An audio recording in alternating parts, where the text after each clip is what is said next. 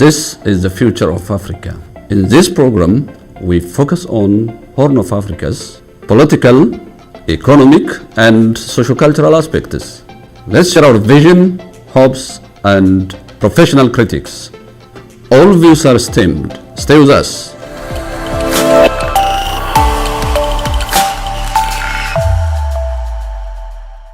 Tiger, welcome to this program. Thank you very much, Professor. It's an honor to be here, and I'm a huge fan of the future of Africa, both in terms of your show and also in general, because Africa's got a bright future. Great, thanks so much. Tell us a bit about yourself and some of your activities, your current activities that matter. Yeah, well, my name is Tiger Worku, and I'm currently known for my political activism. Most notably, I've formed an exploratory committee to run for office. And I'm looking very deeply into that. I'm looking to run for the Minneapolis City Council. But if you go back and scroll through my history, I was at one point a chess champion. My dream was actually, my dream was actually to be the world chess champion. And I gained a lot of skills from chess, but eventually I got bit by the political bug. And ever since then, I've been organizing. And once you pay attention to the politics around you, you just can't go back to living what I call normal life. You got to continue to hack at it. So that's basically a little bit about me from the political standpoint. But from a personal standpoint, I am the son of two Oromo immigrants. My father passed away when I was 5 years old. He had rhabdomyosarcoma, which is a rare but aggressive form of cancer. And I was raised by a single mother. I never had to worry about the clothes on my back or a roof over my head. She is the reason I am the person I am today, and to her I owe everything. And Doctor, for me, it's about making sure that other kids out there who have single parents, whether it be a mother or a father, know that even though the statistics are set in what some people would say stone, you have a chance, and the important thing is that you believe in yourself and you do what you got to do to make your dreams a reality. True, that's remarkable. And I know that you wrote a book entitled The Mosaic Republic, right? Correct. And how did you start that, and perhaps what was the actual spirit of it? Yeah, well, I released Mosaic Republic in June of this year. And Mosaic Republic is part political analysis, part memoir. So I talk a little bit about my life story, which I just shared with you a moment ago. But then I also talk about the current political crises that we face. In 2020, most notably, we were at the height of the pandemic. George Floyd was murdered, and there was a tumultuous 2020 election for the presidency. And so the action in the street was exciting, and in many cases it was in my backyard, especially in terms of the uprising that followed the murder of George Floyd. But I felt that it was going to be important to have some sort of lasting document so that future generations could look back and see what it was like to live in these times. And I want to thank you for being a big supporter of the book, and many of your viewers at home. I appreciate them for boasting it, and from what I hear, people really enjoy the book. So who knows, I might write another one soon. That's great. And I was in there it is. The inauguration ceremony of this book, and I wonder if you're going to explain us what is meant by, for instance, I believe that we have, and always will, be one great mosaic with all levels of diversity that is inconceivable to the human eye. Regardless of how history portrays our collective story, here is my story. Our narrative won't be singular, but plural. As I look into the eyes of every man, woman, and child, I see pieces of our collective story. What does that mean? Well, I vividly remember writing that. I believe it's the final passage of the book. Yes. And as humans, physically, we can only see what's in front of us. And so what I mean when I say that, it's much larger than what the human eye can conceive is America is a very large, complicated fabric. Different stories, different religions, different colors, you name it. And to truly understand America, you kind of have to have this out-of-body experience, where you got to take your story, what makes you, you, and you got to be able to separate yourself from it and take a look around. And I believe that the people who are able to do that are able to truly appreciate America for what it's worth. And so when I write that passage, once again, to be back on topic, what I'm trying to say is that America is a beautiful place, and there are lots of parts around America that are unknown. We shouldn't fear the unknown. We should explore the unknown. We should embrace the unknown. And I hope that readers are able to understand that from that passage, and I hope they're able to have a different outlook on life in our country as a whole. That's great. And as you said, now you're running for an office. And yes. How did that start? And perhaps what's your vision, and what's your plan to accomplish that vision in a real sense? Absolutely. Well, let me just start off by saying that I believe that anyone who decides to run for office is running because they're answering a call. And I was born and raised in South Minneapolis in a neighborhood called Seward. And as you know, I look around my neighborhood, I see a lot of things that aren't changing. I see a lot of problems that are compounding over time. And I came to realize that I'm the change that I've been waiting for. No one else is going to come in with a life vest and save us. We've got to have more people around the country, regardless of who they are, run for office and be the change makers, because right now our country is in a very precarious place. It seems like every now and then we get a break and there's spaces to breathe, but those spaces are becoming more and more agonal. And so what we need to do is we need to motivate as many people as possible to run. And what motivated me wasn't a desire for what I call fame. I'm not interested in any of that. What I am interested in is rolling up my sleeves and getting to work. Some people say, well, you must be doing so much work right now because you're on the campaign trail. Yeah, there's some work that is involved with that. But for me right now, the most important thing is making sure that I'm ready for day one on the job, because that's when the real work begins. And I always tell people, Professor, I say, listen, I appreciate your support, but I need you just as excited and motivated when I get elected, so that we can actually bring change and change the narrative. Sure. Okay, let me take you to the other side of our discussion as an Oromo, and hope you are closely watching what's happening in Ethiopia and Oromia in particular. Yeah. How do you see what's happening in Ethiopia and Oromia now in terms of democracy, equality, the rule of law, and justice? Because you guys are enjoying here, and you are running for an office without any fear at this early stage, and this is not happening in countries, many countries of the world. Particularly, it's almost unthinkable in countries like Ethiopia. Yeah. As an Oromo, it's hard not to pay attention to what's happening in Ethiopia. And the values you spoke of, democracy, the rule of law, and there was one other one, equality, I think it was. Yes. The truth is, I don't see those values being lived up to in the way that I've been accustomed to as someone who was born in the United States. Yeah. And what I hope will happen in the coming years is that there's going to be this groundswell of elected officials running in other Western countries, not only here in the United States, so that we can subconsciously send a message to the people on the ground in Ethiopia.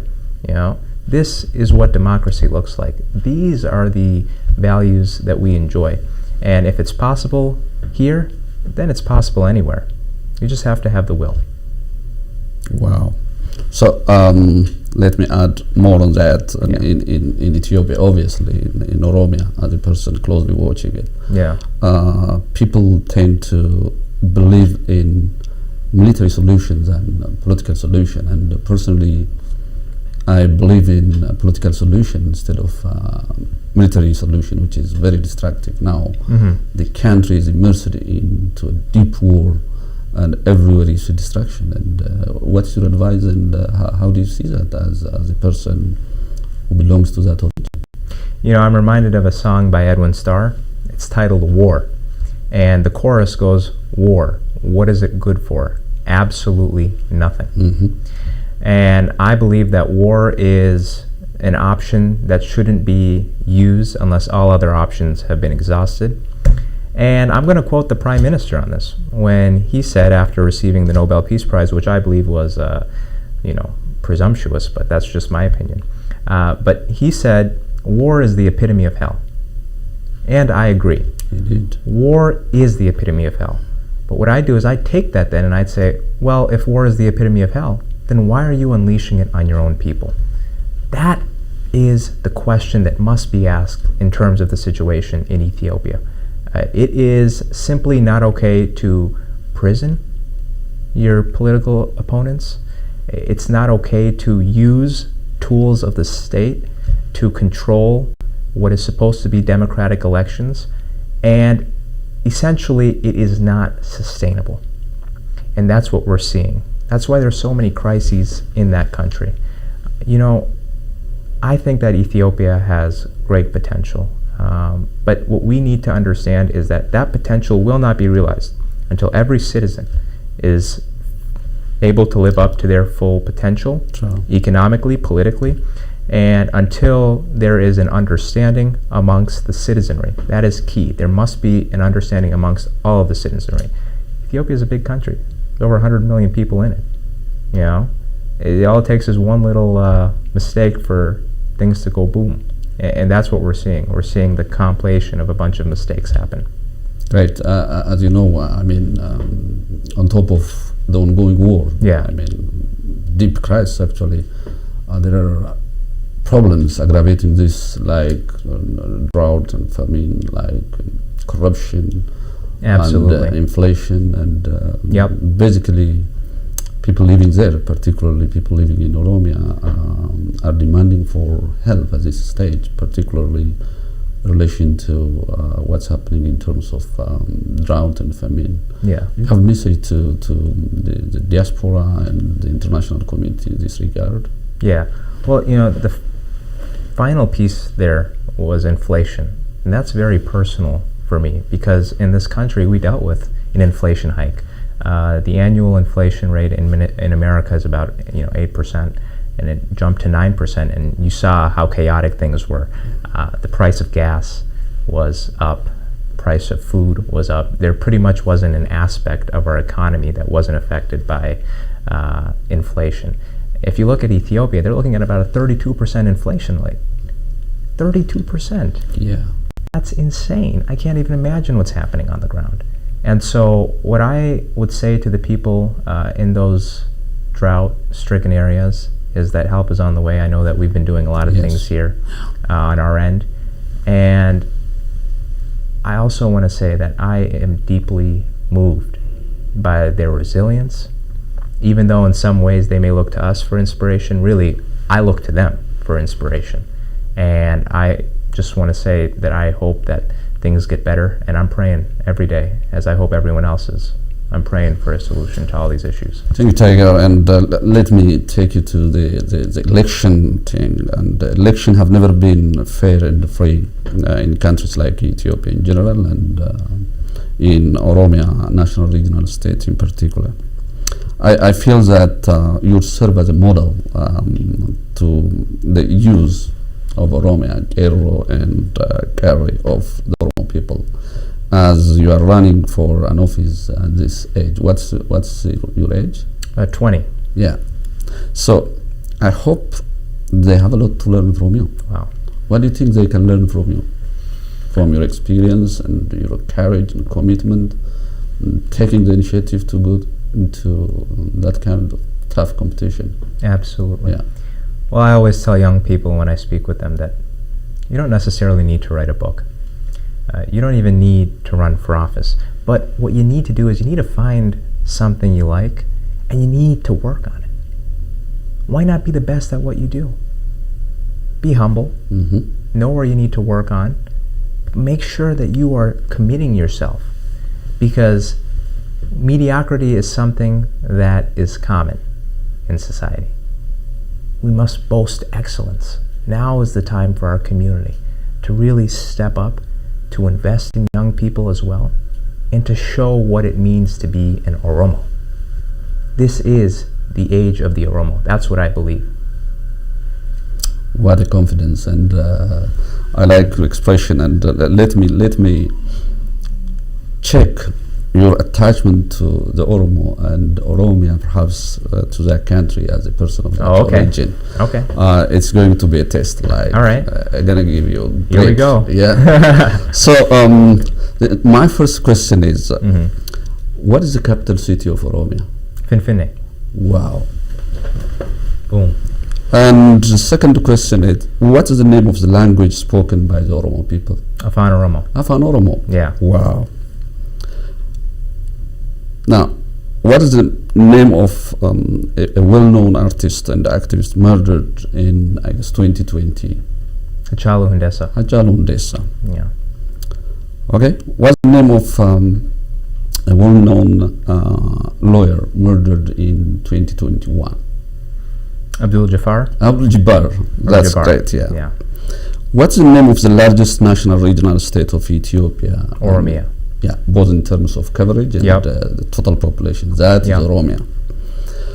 What's the name of the traditional system of governance, which is the most democratic and indigenous system used by the Oromo people?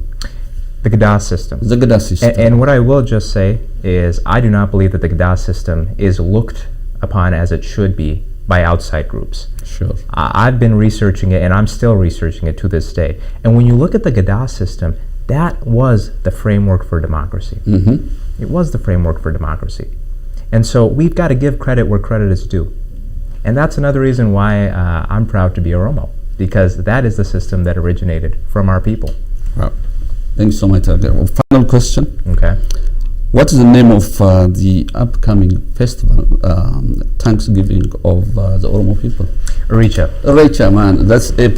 Thank you. So let me come back to the other concern. Can you tell us the office you are running for and the area in which you are running for it? Absolutely. Well, I'm running to represent Ward 6 on the Minneapolis City Council, and that is a good chunk of South Minneapolis. Most notably Cedar Riverside and Seward. And I'm running because I believe that it's time for a change, not only in Ward 6, but in our city. And we're the change makers. We're the people who are going to step up and punctuate that change. So I hope that I can gain folks' support on this. It's going to take all of us stepping in, contributing, and to get results we've never had, we're going to have to do things we've never done. So I look forward to guiding the community along this path. We want to see you in office, and on top of the fundraising you have been talking, what strong message do you have to the Oromo people and the Oromo community here? Well, my message is it's time to step up. I believe that this is the age of the Oromo, like I said previously, and I think that we're going to be able to do things that other people don't expect us to do. But like I said, it's going to take all of us stepping up. I'm prepared. The question now is, are you prepared? And I believe so. Do you have some clear message to the different communities here, like Eastern African communities or the entire community or the Oromo people in general terms? Absolutely. Well, I want to tell them that the future is looking bright. I am a son of the East African diaspora, and I'm looking forward to making sure that our communities get what's theirs, what's long overdue. I have a fundraiser coming up on September 24th. It's going to be from 2 to 6 p.m. at the Oromo community of Minnesota. So for those of you who've got some time on their hands, please stop on by, and I'd love to meet you, and I'd love to earn your support on this campaign, because it's going to take all of us to make this a reality. Yep, that's wonderful. And do you have any final remark? Well, thank you very much for having me on today's show, Professor. It's early in the morning, but I'll consider this breakfast because this was a juicy interview, I think, and I appreciate it. And I look forward to the many other guests that you have on the show. Thanks so much. We'll keep on doing this, and thank you, Tiger. We conclude here our discussion today with Tiger, and for those of you who have vision, and professional critique or hopes, you can share this program, and you can contact me. That's our today's program. Thanks so much, Tiger. Again. Thank you very much, Professor. Appreciate it.